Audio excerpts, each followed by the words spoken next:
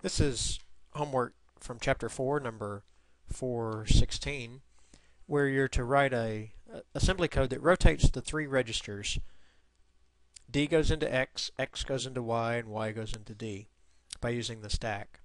So these are all 16-bit register accesses, so we can think of the stack as being 16 bits wide, but it really is pairs of 8 bits as we saw in the earlier exercise.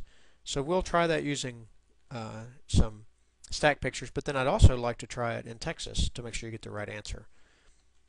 So we want to use the stack to swap the three, so that if we start off with the stack pointer initialized, and if we load the value 0102 into X, and again, think of that as a 16-bit wide register, but it's pairs of 8-bit bytes.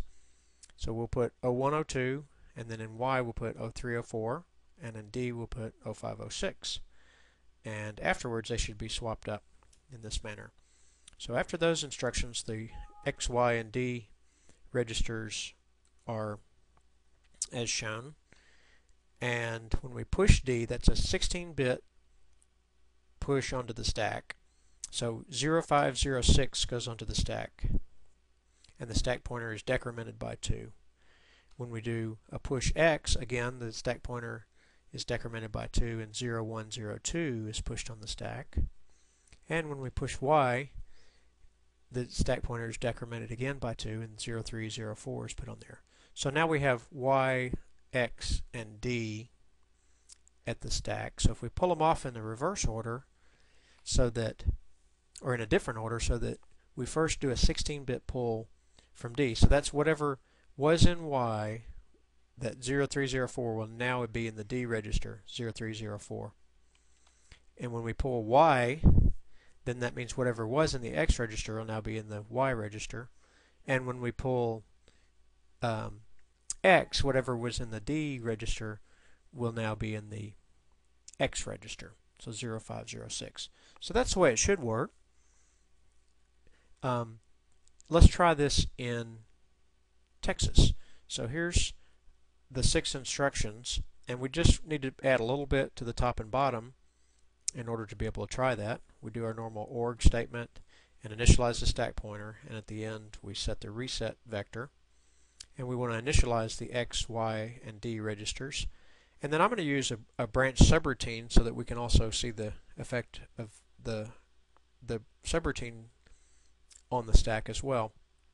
So we'll call this subroutine called swap D to X, X to Y, Y to D, and it'll perform those operations and return and then stop.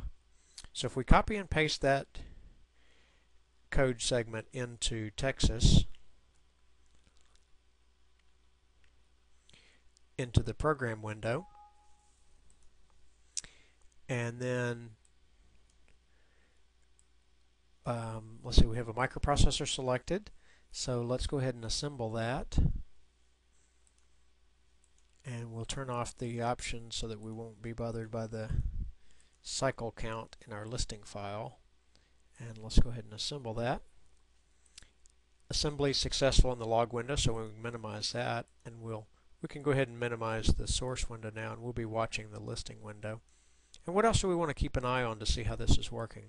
Well, in this case we want to watch some registers. So let's turn those on, and we don't care too much about the condition code register or the program counter. We do want to watch the stack pointer. And instead of A and B, we want to look at those A and B together as register D.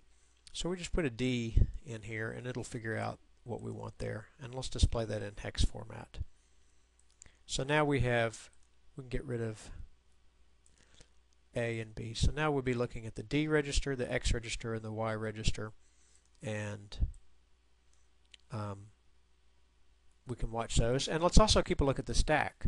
So let's do File, New, Stack, and here we can tell it where the stack is, and we'll want to look all the way back to there's at least 4 words, so 8 bytes back. So let's go back to 3FF8 all the way up to 4000. And let's show this in 16-bit hexadecimal format, so we use capital H format.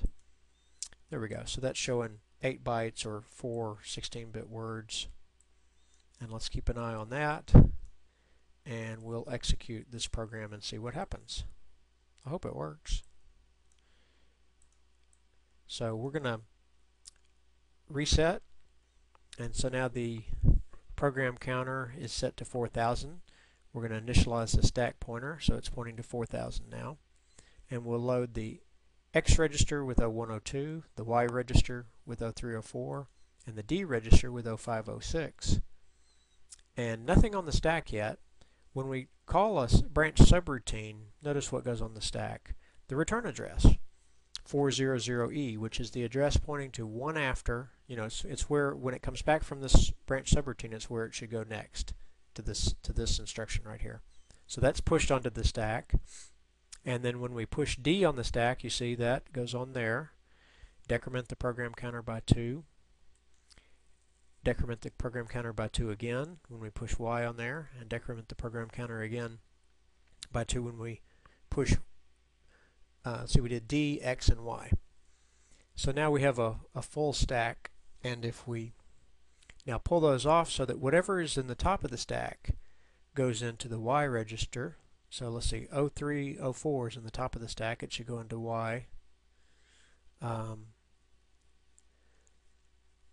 Is that right? No, into the D register, sorry, pull it to D. There we go, to 0304. And then we pull Y, would be 0102. And then we pull X, and that's 0506. And then when we return from subroutine, that clears our stack. So we've pushed and pulled 3 times each, and we had a branch and a return. So that's a nice balanced usage of the stack. And we accomplished what we were after, is that the X register is now swapped with the Y, and the D is swapped with the X, and the Y is swapped with the D. Of course, the way that this worked is that we push the D on first and we pull it off last, and whatever we pulled off last we put in the X register. So that this outer pair is matched up and takes D to X. Whatever we pushed on second, we pull off second to last, so X goes into Y.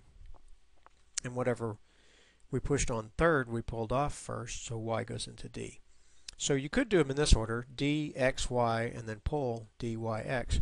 Or you could do it in any one of the other 6, or there's 6 total combinations that you can order D, Y, and X, and all of those are equally valid.